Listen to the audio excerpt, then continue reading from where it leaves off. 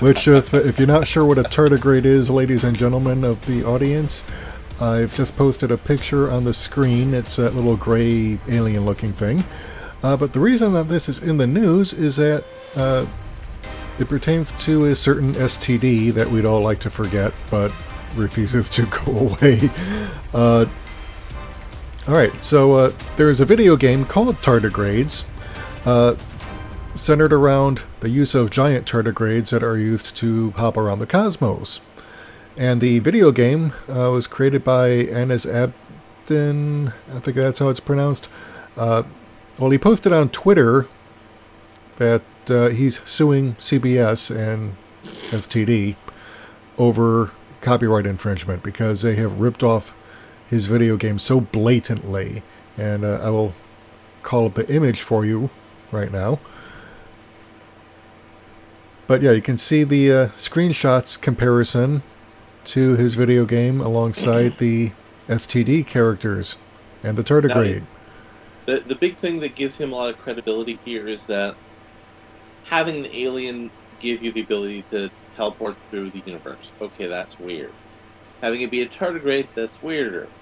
Having your two main characters who interacted with it both being a gay couple, it's a weirder coincidence, and I believe one is black and one is white, if I remember last time I looked at it. Yes. So then, of course, they've got the red-haired chick yep. comparison. They've got a comparison of Mikey Spock with another character. Yeah, there's a side-by-side screenshot of the tardigrade being used as both travel and a space suit. Yeah, I mean, this is all blatantly ripped off. And on the video game maker's blog, okay, he's saying, and I'll quote here, "I wanted to keep you updated regarding the tardigrades and Star Trek Discovery post from October 18th, 2017. First of all, I want to thank everyone who posted videos, articles, and even talked about the issue on their social media. The last 10 months were so hard on me and the development of the project. I tried every possible way to have a respectful and reasonable discussion with CBS, but they treated me in disrespect and just dangled me around with postponing meetings due to their vacations and being busy. The first conversation turned into the last one. I gave them a lot of time to make things right. Unfortunately, I found myself at a dead end with them, and so I had to enforce my rights by filing a lawsuit to treat me seriously." So yeah, this is actually going to get serious. But here's the thing. This is not the first time that someone associated with STD, namely Alex Klutzman, has been accused of ripping off someone else's copyrighted material. Now, back in 2015, when the movie Cowboys and Aliens was released, the author of a comic book sued the studio for copyright infringement.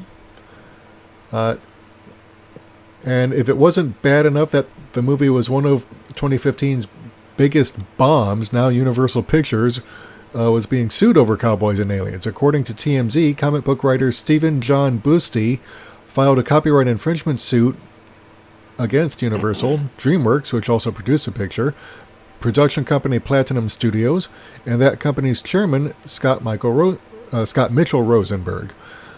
Boosty claims that he wrote a story called Cowboys and Aliens back in 1994, issued a preview that year, and then published a whole tale in the January 1995 issue of the comic book Bizarre Fantasy. And a screenshot shows the cover of the comic book. 2 years later, Rosenberg pitched the same concept of aliens invading the Old West to Universal and DreamWorks, who bought it. When the project began to sink into development hell, Rosenberg published a graphic novel in 2006 that sparked interest in it all over again and led to production of the movie, with Jon Favreau directing and Daniel Craig of Casino Royale starring. Now here's the interesting part. If you go to IMDb, which shows credits on the movie, guess whose name is in the credits for co-writing? STD's very own Alex Klutzman, or as he calls himself, the Kurtzman. That's pretty suspicious. Roberto Orci. So yeah, Bat Robot. Again, So associated with a project that has been accused of theft. So this is kind of very interesting. IGN recently had a writer who plagiarized. He got caught plagiarizing one video game review. Then they found a second video game review that he plagiarized, but he claimed that he didn't. And IGN pulled all of his content down because there were so many things that were stolen. The only way that they could handle it was to pull it all down. So Yeah. Jim Sterling in his recent video on that said, the thing about a plagiarist is, plagiarist doesn't steal just once. A plagiarist steals over and over again. Right, which brings me to my next question. How much did Alex Klutzman steal when he did The Mummy? When he did Mission Impossible? Or no, wait. No, I don't think he did Mission Impossible. Did he? No, that. I mean, Abrams was Bat Robot was involved in that franchise, I think. But for Into Darkness, what and how much did he steal from that? Yeah, I mean, there's all sorts of questions now because this is the second time that a project associated with Klutzman and Bad Robot have been accused of stealing someone else's copyrighted material. Now, the Cowboys and Aliens lawsuit went nowhere, unfortunately. The creator apparently let his copyright lapse, and the lawsuit, basically, he was denied because, studio had enough money to outspend him in court. But yeah, I mean, this raises all sorts of questions now because CBS is going through some problems right now. Les Moonves is being accused of serial sexual harassment and possibly assault. Paramount is having issues with the Kelvin timeline because they don't want to pay the actors what they were promised, and so they may not have the entire cast, that they might have to recast the entire movie just to be able to tell the story that they want. And if they're going to recast the entire movie, they might as well just make a reboot of the Kelvin timeline. A reboot over reboot over reboot. That's not going to go over well.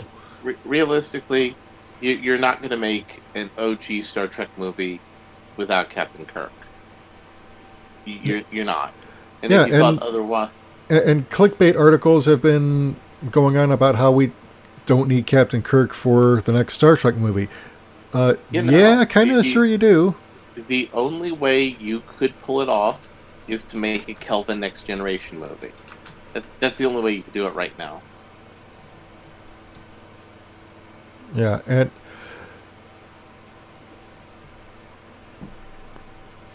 yeah, so yeah, Cinema Bland. Yeah, they're basically they're doing the spin, saying why Star Trek 4. Well, first of all, there's already a Star Trek 4. This is not Star Trek 4. This is Jar Jar Trek 4. I mean, the only thing I have to say is that would be something I would realistically. It makes me look forward to a Quentin Tarantino Star Trek movie. As bizarre as that sounds. Yeah. Yeah, because, I mean, Tarantino's about the only one who's actually offering it to... But here's the thing, though. It's like, with the copyright issues between Paramount and CBS being unresolved, would a Tarantino movie even be possible? Unless it had to do with the Kelvin reboot or STD. And I don't think he wants to do either one of those.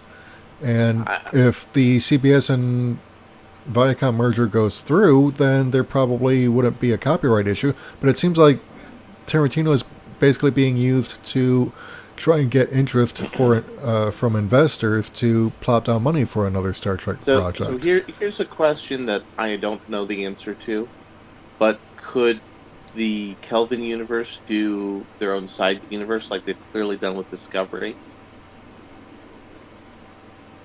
And by that, if that's correct, if Discovery's not in the Kelvin timeline, which there's no way in heck that makes sense as being in the Kelvin timeline, then couldn't Quentin Tarantino make his own universe of Star Trek? Well, as I understand it, STD is basically a reboot of the Kelvin timeline. because the copyright issue was, and Kurtzman didn't want to go back and revisit the so-called prime timeline. No, it's the only timeline, because nobody, I can't find anyone who actually recognizes Kelvin or STD as being prime or canon or whatever.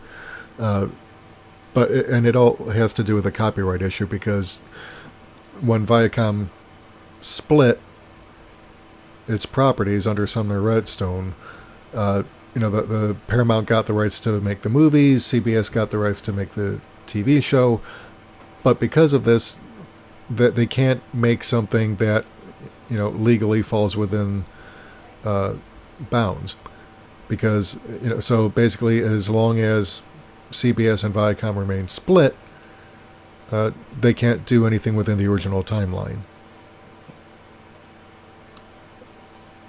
So Tarantino's movie is probably not going to feature the original timeline unless, by that time, CBS and Viacom have merged and Moonves is out. Because that's about the only way I can see anything like that happening.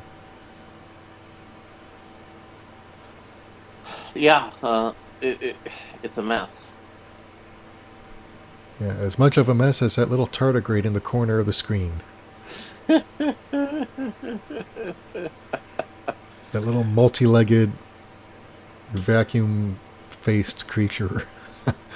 Yeah, I still have no idea how the heck that thing can even exist. I mean, it doesn't even look like a real creature. It's bizarre. So, something I want to kind of mention a little bit. We're working on, as a project, going with watching Broadchurch. You've watched through all the way, and I've gotten sluggishly through about 3-4 episodes. Yeah, there's a bit of a a lot of stuff to talk about there, because the show wrapped up in 2016, I believe, and I'm hoping this doesn't get us pulled because I'm using a promotional picture here. And the reason we're kind of focusing in on this is because we're both fans of Doctor Who. Some of us are kind of anxious about the future of Doctor Who, but we're trying to figure out Chris Chibnall and what his game plan would be. Yeah, because for those who don't already know, and I don't know why you wouldn't because it's been almost a year, so Stephen Moffat, who was the previous head writer, stepped down in 2017 after finishing up Series 10. Chris Chibnall, who has written episodes for Doctor Who since, during the revival period. And also the spin-off Torchwood. Right. In fact, I think he was head writer on Torchwood briefly during at least one season. So the Doctor Who episodes he wrote, the first one he wrote under Russell T Davies' tenure as head writer. That episode was called 42, and it was about the Doctor and his companion at the time, Martha, landing on a spaceship. Right. So, and then he wrote some episodes for Stephen Moffat that didn't turn out at all well. But here's the thing about Broadchurch is that I actually liked it. It showed me what Chibnall is capable of when he doesn't have to operate under the constraints of someone who doesn't know how to write. Or who... I mean, because I actually thought the episode he wrote for Russell T Davies was actually... It was decent. It wasn't the best. But it wasn't the worst either, especially considering everything that has appeared under Moffat's tenure. So, but the episodes he wrote for Moffat included the first two with the Silurians all the way back in 2010 for Series 5. That was called. Oh god, I forgot the titles already. But it had to do with the Silurians rising up a few years in the future and. Also tying it at the end with that series story arc, which was the TARDIS blowing up and destroying the universe and the Doctor having to reboot it. And then the last one he wrote was in 2013 2012 or 2013, I believe. It was one of the last ones featuring Amy Pond and Rory Williams as the Doctor's companions, where there are these strange cubes that appear out of nowhere, and it turns out it's like this alien program that sees humanity as an infestation, and so it's going to use the cubes to stop everyone's hearts. And of course, the episode was okay. It wasn't spectacular. It wasn't great. I've definitely seen better, but I have to wonder just how much of Chibnall's actual writing got through in those scripts that he did for Moffat, because looking at Broadchurch, I found myself pleasantly surprised. The storytelling was very tight. There were only 3 series, each only 8 episodes long, and very tight narrative. Not there's no filler episodes like you might ordinarily see in a British serial. It's not extravagant, and it's a British police procedural, and with the exception of things like Luther, I generally don't like British police procedurals, like, at all, and that's mainly because Idris Elba, he's just one of those actors that has a certain charisma that he just can make anything he's in better by being there. Right. Well, I don't know. I think there's like Inspector Moore's Inspector Lewis, which was a spin-off after the original actor died. There's also, one of my favorites. It's an oldie but goodie, but it's Rumple of the Bailey. I was about to have a brain fart, but Rumple of the Bailey, and if you don't know about that, it starred Leo Kern, based on books by John Mortimer, and he played a defense lawyer who specialized in blood splatters and typewriters, and he usually took cases where the defendant was usually poor, sometimes guilty, sometimes not, but usually the disreputable sort who wouldn't get a fair hearing, and so he decided that he was going to represent these people, because why not? Who else would? And while I could say I like it better than I liked the Chibnall stuff for Who and for Torchwood, my biggest concern was I didn't like how the show did stakes building. It was always a series of dominoes, one after the other, and it didn't feel like the stakes were organic. Yeah, and that's the problem that his Doctor Who episodes have had, where the stakes really don't materialize. And that's a concern.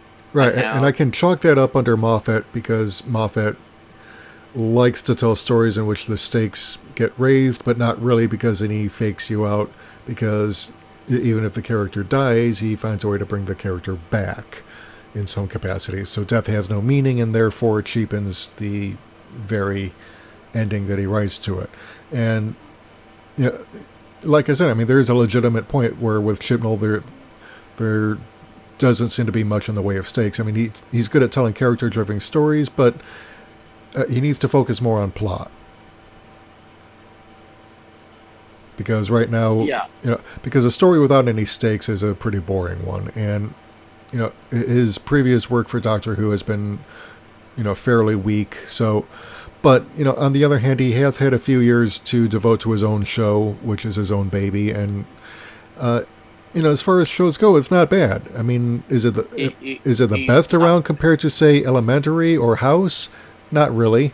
But, it's certainly a lot better than anything Moffat's done. Yeah, and another related concern is, and I'm only halfway through the first series, there's the big idea of everybody has secrets and how all these secrets come out to play because of this one tragic event. It's the kind of thing that seems smart and deep on paper, but it rarely is when the story plays out. And that's kind of related to his problems. Now, his story crafting is excellent, and the actors do an excellent job making it work. But it's a defect. This is, I think, an element to his storytelling, is that there's going to be certain contrived plot elements for theme, and we've experienced that before with Doctor Who and Stephen Moffat. we've experienced thematic contrivances to advance something. Yeah, and to a lesser degree under Russell Davies' tenure too. I mean, we had some of that. Although I think as a showrunner, he was a bit more disciplined and enforced more disciplined. Yeah. Basically, because if you think about it, Moffat's best work was when he was writing for Russell Davies. It didn't come when he was writing for his own show. Yeah. Because Sherlock was garbage. Doctor Who under his tenure was garbage. Because he's good at writing one-off episodes that has to have a definitive beginning, middle, and end. And I think under Davies, he was kind of, every time his hands went to the keyboards to kind of put in something extra, somebody had to slap his hands away.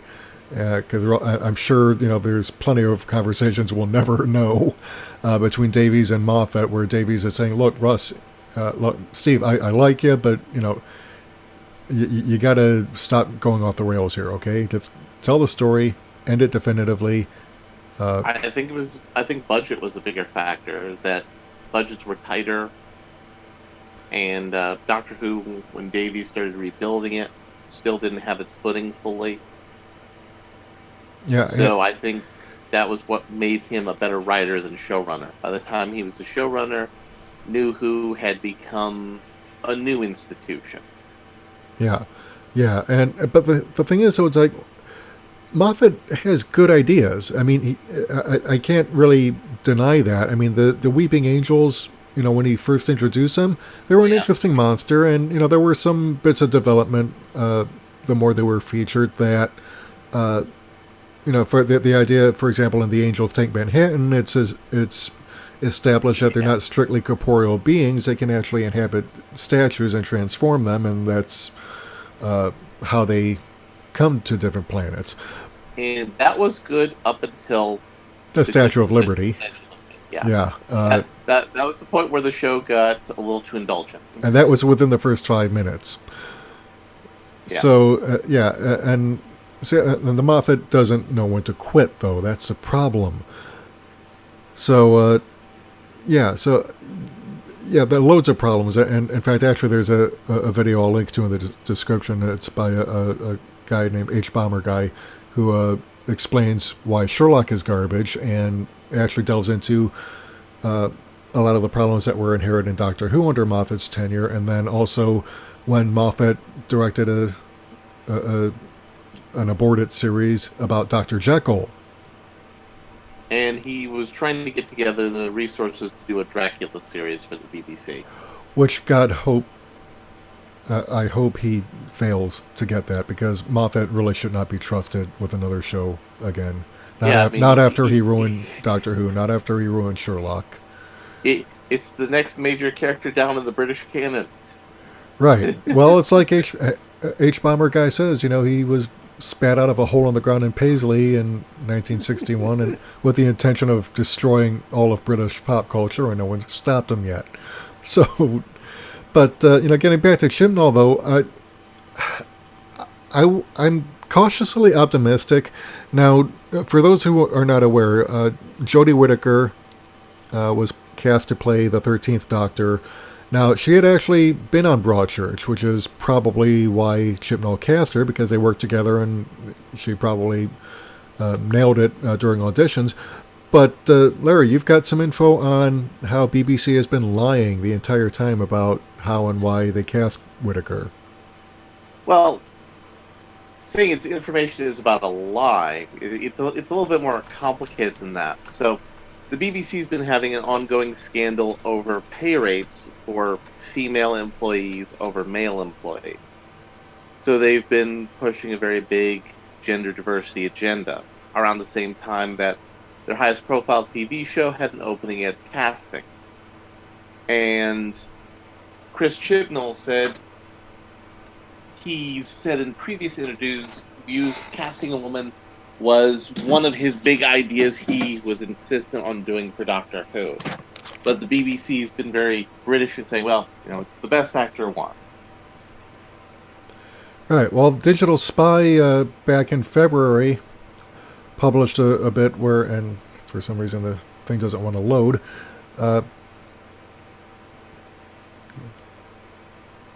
Yeah, apparently having a little bit of technical difficulties on that.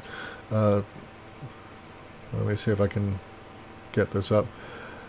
But yeah, apparently BBC kept Whitaker's reveal a secret by tricking the staff that the next Doctor was a man, and even came up with fake storyboards and everything. And that's okay. Oh, here it is. It just took a while to scroll down, so let me click on that.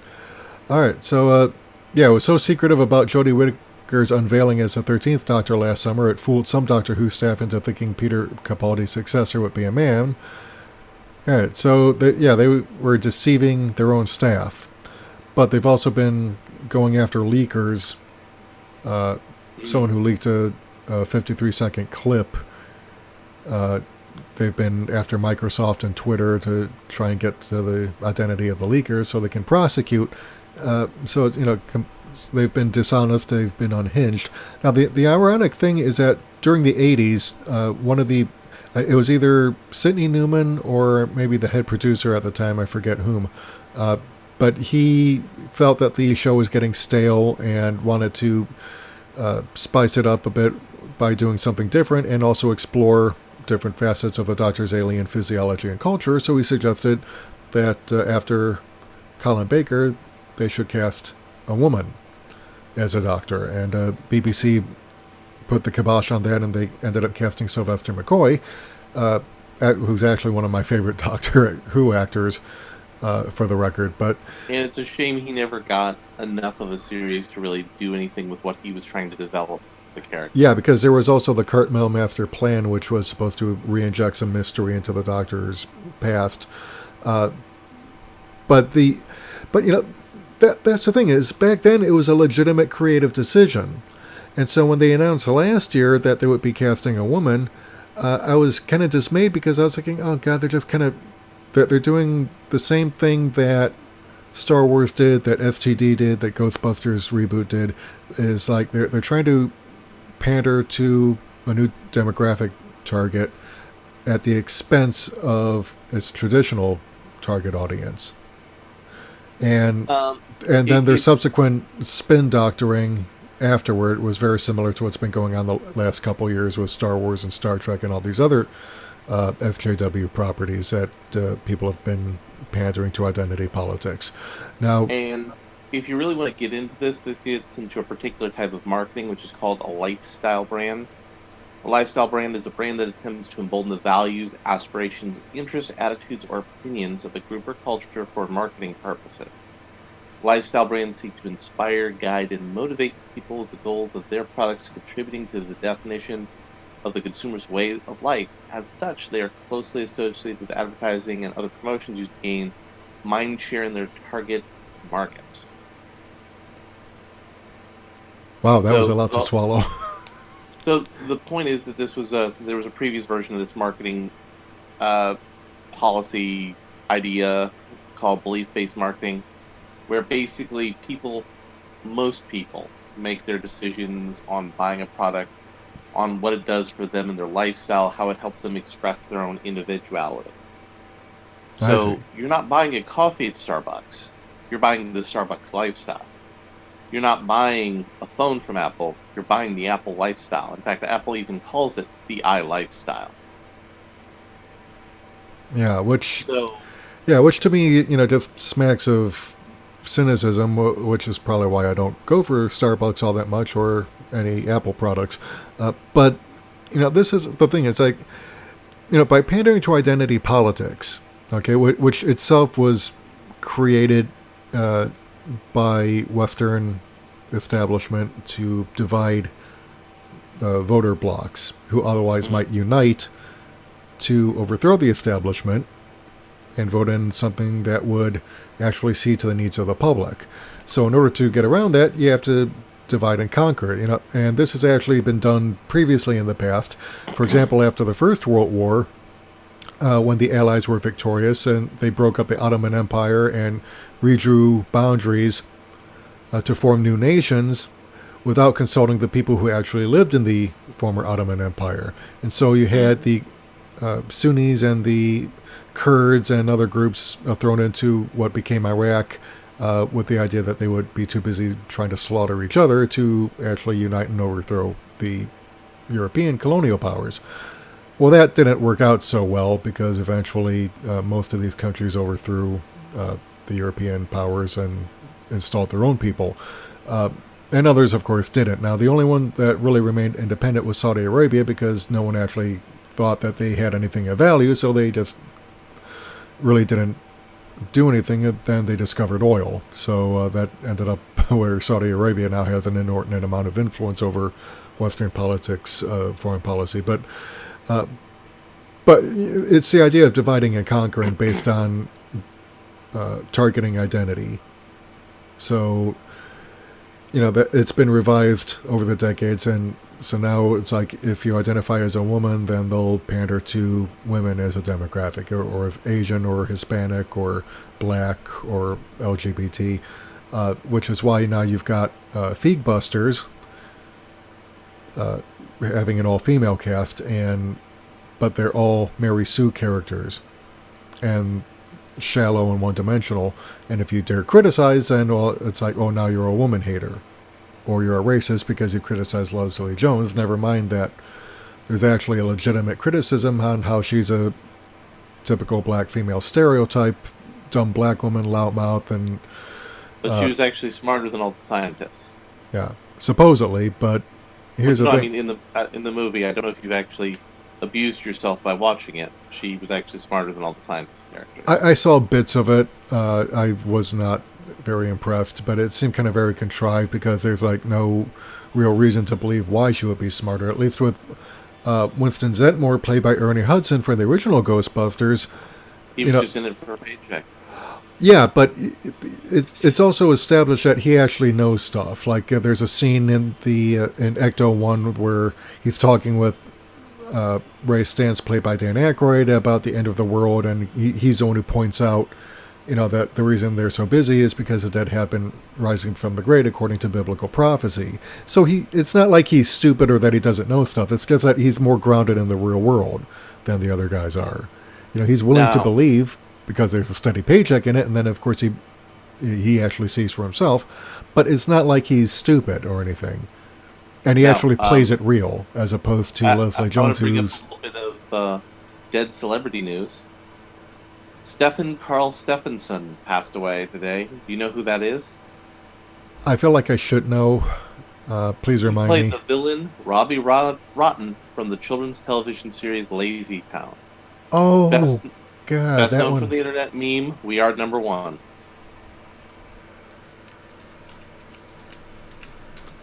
That's what it's oh God, let me pull that up because oh God.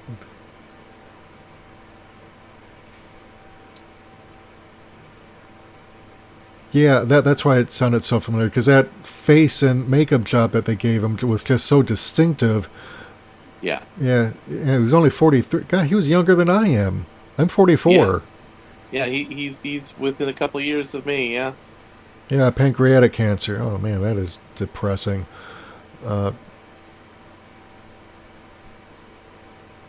Yeah, okay, so here's a quote from him. It's not until they tell you you're going to die soon that you realize how short life is. Time is the most valuable thing in life because it never comes back, and whether you spend it in the arms of a loved one or alone in a prison cell, life is what you make of it. Dream big. And that's what he posted to Twitter. Yep. And... yeah, that was just significant because he's one of those internet figures that everybody's going to remember him, and he's going to live on in fame and infamy because of that TV show and its memeability. Yeah. Oh, God, that's depressing. Alright, so that's pretty much all I've got to talk about for this week. We're going to be talking a little bit more later on about this whole thing as it develops with the tardigrade. Because tardigrade. Yeah. Actually, I sent out a little notification on Twitter to somebody who, Nick Rekieta, he got involved in the whole Maddox Dick Show lawsuit thing, became a big legal commentator for it on Twitter and YouTube. and I asked him for his opinion on the state of affairs with that, because that gets into a lot of complex things with intellectual property law. Yeah. Yeah, and like I said, this is not the first time that Alex Kurtzman has been associated with a project that has done some questionable things on copyrighted material. So, Because the whole aspect of intellectual property law, the lawsuit between Captain Marvel and Superman, led to a Todd McFarlane character made in the 90s becoming a Marvel Comics character. yeah, yeah, and the original Captain Marvel from Marvel Comics was actually a Kree soldier who gained superpowers and came to Earth, and then was replaced by a character named Carol Danvers, who has been Captain Marvel ever since. Before that, he was replaced by Monica Rambeau. Right. And after her, he was replaced by his son, who was a half Inhuman, half Kree. Then he was replaced by his daughter because his son recreated the universe, because of course he did. And he recreated it into a form where he had a younger sister. And then Carol took over. Right. So yeah, very convoluted history there. But with DC, they had to retitle the comic book Shazam, even though the character still called himself Captain Marvel. Now, I've actually seen the Republic serial of Captain Marvel, and it's actually pretty good. Well, I mean, Captain Marvel, aka Shazam, is the kind of character that you can't really screw that up. It's a kid who can turn into a superhero by the power of mythology. It's pretty much, a winner of a concept. But how a Todd McFarlane character became a Marvel character is Captain Marvel rights were sold to an English comic book company to reprint them, and then they did a long-running reprint of them under the Miracle Man name, with Alan Moore doing the work on that. Then another company bought those rights, and bought a subset of those rights to create their version of the comic book, which was most famously done by Neil Gaiman. So Todd McFarlane was buying up rights to buy up the rights if everybody's rights could all be put together. And Marvel ended up working with Neil Gaiman to try to recollect all the rights so that Neil Gaiman could finish his version of the comic. And when they went to court, it turned out when Rob Liefeld put all of his cards on the table, not Rob Liefeld, Todd McFarlane, excuse me. When Todd McFarlane put all his cards on the table, he didn't have anything. He just had promises to get the rights if he could buy everybody else's rights out. And so he lost the right to one of the characters he created, Angela, because of how he had sued, how he didn't pay Alan Moore and Neil Gaiman for work that they did related to the character. Yeah. Yeah, because they originally created Angela for Spawn, and that ended up being owned by Marvel Comics. Well, no, Spawn's not owned by Marvel. He lost in a lawsuit. The Angela character ended up owned by Marvel. Spawn was not owned by Marvel. It was because Neil Gaiman got the character and gave it to Marvel in exchange for Marvel helping him assemble all the rights for Miracle Man. So that in turn led to her becoming Thor's sister, which led to some very weird injections of modern politics into the Thor comic book, which in turn led to Thor becoming unworthy and being replaced by Jane Foster Thor. Yeah, which is itself a whole other story, which we will cover another time, because we're kind of running long and I want to get some stuff taken care of.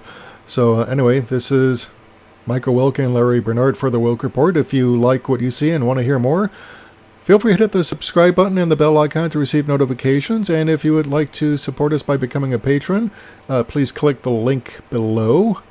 And we have a whole bunch of new Patreon features. Yes. So definitely check that out.